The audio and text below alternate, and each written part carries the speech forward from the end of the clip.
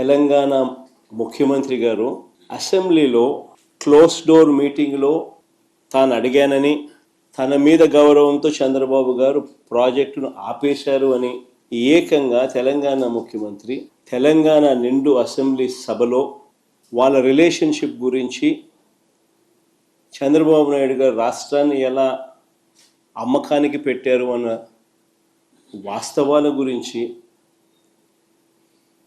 ఏకంగా రేవంత్ రెడ్డి గారు అన్న మాటలు నిజంగా ఇది చూసిన తర్వాత ఒకసారిగా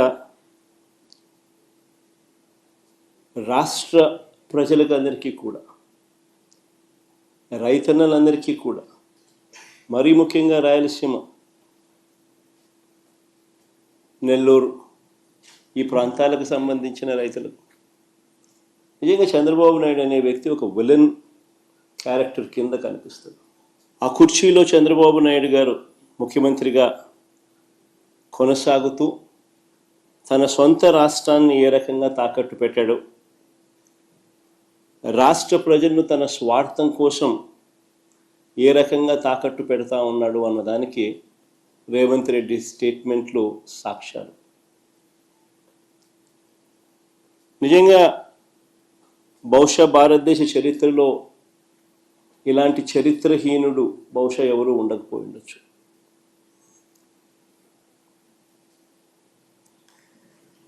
చంద్రబాబు నాయుడు గారు, ఆయన ఇరిగేషన్ మంత్రి ఇద్దరూ కూడా తెలంగాణ ముఖ్యమంత్రి అన్న మాటలను ఖండిస్తారు అని చెప్పి అందరం కూడా ఆశించాం. ప్రతి రైతు కూడా ముఖ్యమంత్రి ఈ స్థాయికి దిగజారిపోడు అని చెప్పి రైతు కూడా ఆశపడ్డాడు. కానీ ఆశ్చర్యం ఏమిటి అంటే, చంద్రబాబు నాయుడు గారు తన ఇరిగేషన్ మంత్రితో తాను మాట్లాడించిన మాటలు, చంద్రబాబు నాయుడు గారు మాట్లాడుతూ ఉన్న మాటలు చూస్తే, రాయలసీమ లిఫ్ట్ ఇరిగేషన్ స్కీమ్ అవసరం లేదు అంటూ వీళ్ళు మాట్లాడుతూ ఉన్న మాటలు చూస్తే, రేవంత్ రెడ్డితో చంద్రబాబు నాయుడు గారికి ఉన్న రహస్య ఒప్పందానికి అధికార ముద్ర వేసినట్టే. కరెక్ట్గా రేవంత్ రెడ్డి కూడా ఇదే మాటలే మాట్లాడాడు. చంద్రబాబు నాయుడు కూడా, ఆయన మంత్రి కూడా రాయలసీమ లిఫ్ట్ అవసరం లేదు అని అంటూ చంద్రబాబు నాయుడు బరి తెగించి మాట్లాడడం కూడా వాళ్ళిద్దరి మధ్య జరిగిన ఒప్పందానికి ఆమోద ముద్ర వేసినట్టే, అధికార ముద్ర వేసినట్టే. స్వలాభం కోసం ప్రజలకు ఎంతటి ద్రోహమైనా కూడా, ఎంతటి మోసమైనా చేయడానికి చంద్రబాబు నాయుడు అనే వ్యక్తి వెనకాడడు. తన స్వార్థం కోసం పిల్లనిచ్చిన మామను ఎన్టీ రామారావునైనా వెన్నుపోటు పొడుస్తాడు. తన స్వార్థం కోసం చంద్రబాబు నాయుడు జన్మనిచ్చిన సీమను కూడా ఏమాత్రం హెసిటేట్ చేయకుండా వెన్నుపోటు పొడుస్తాడు.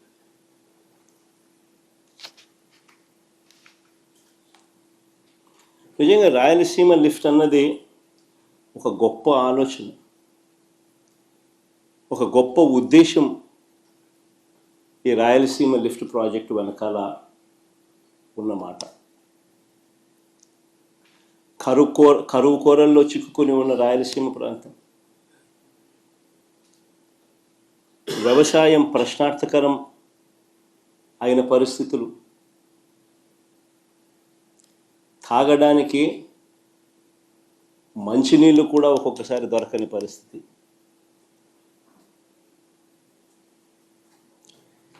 ఇలాంటి ప్రాంతానికి ఈ రాయలసీమ లిఫ్ట్ అన్నది ఒక ఇన్సూరెన్స్ పాలసీ మాదిరి.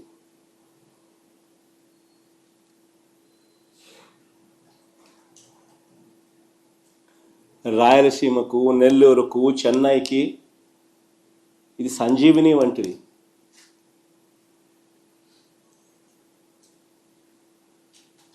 ఒకసారి వివరాలు చెప్తాను. అసలు అందరూ కూడా ఆలోచన చేయమని చెప్పి కోరుతా ఉన్నాను. ఎందుకనంటే ఇది ఆలోచన చేయదగ్గ అంశం కాబట్టి. శ్రీశైలం ఫుల్ కెపాసిటీ లెవెల్ 885 అడుగులు. శ్రీశైలం నుంచి రాయలసీమకు, నెల్లూరుకు, చెన్నైకి నీళ్లు ప్రవహించే పోతిరెడ్డిపాడు హెడ్ రెగ్యులేటర్ సిల్ లెవెలే, అంటే బాటమ్ మోస్ట్ లెవెల్ సిల్ లెవెలే 841 అడుగుల్లో ఉంది. సిల్ లెవెలే. ప్రస్తుతం ఉన్న పోతిరెడ్డిపాడు హెడ్ రెగ్యులేటర్ డిజైన్ చూస్తే పోతిరెడ్డిపాడు నుంచి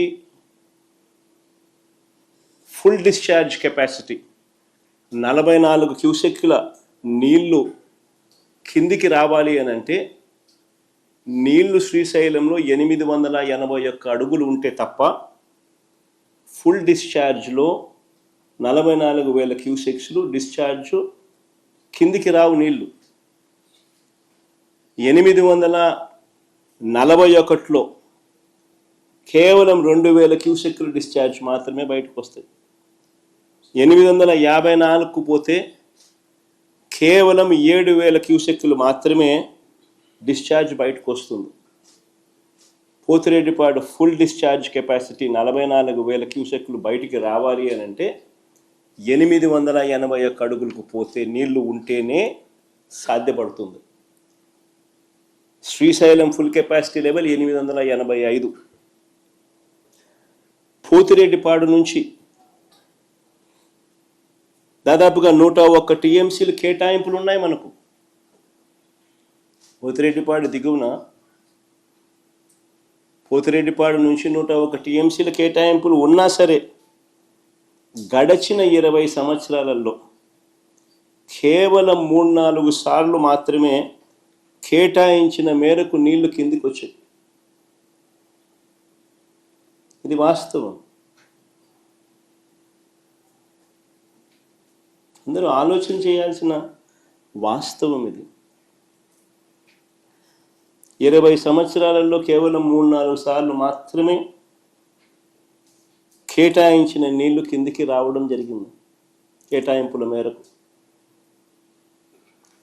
ఇలాంటి దుర్భరమైన పరిస్థితిలో ఇప్పటికే ఒక వైపున ఉండగా మరోవైపున 2015లోనే, అంటే ఇక్కడ చంద్రబాబు నాయుడు గారు రాష్ట్రం విడిపోయింది, ఇక్కడ చంద్రబాబు నాయుడు గారు ముఖ్యమంత్రిగా ఉన్నారు, అక్కడ తెలంగాణ ప్రభుత్వం అటువైపున 2015లో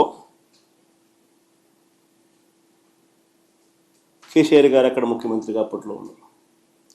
కల్వకుర్తి లిఫ్ట్ కెపాసిటీని 25 టీఎంసీల నుంచి 40 నుంచి 50 టీఎంసీలకు పెంచాడు. పెంచడానికి శ్రీశైలంలో 802 అడుగుల నుంచే నీళ్లు డ్రా చేయడానికి పనులు చేపట్టారు. 802 అడుగుల నుంచి నీళ్లు డ్రా చేయడానికి పనులు మొదలుపెట్టారు అక్కడ తెలంగాణ గవర్నమెంట్.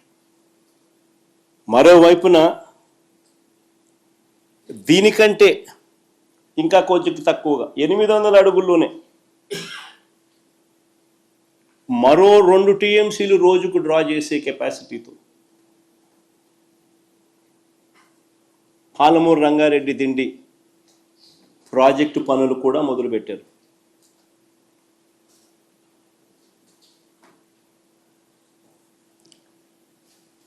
ఇంకోవైపున 825 అడుగులకి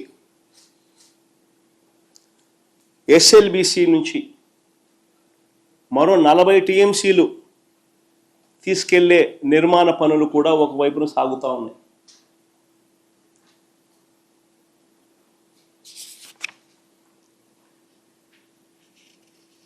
మరోవైపు శ్రీశైలంలోకి నీళ్లు రాకమునిపే జూరాల నుంచే నెట్టంపాడు, కోయిల్ సాగర్, భీమా లిఫ్ట్ల ద్వారా మరో 1 టీఎంసీ నీరు అటు నుంచి అటే తెలంగాణ తరలిస్తూ ఉన్న పరిస్థితి.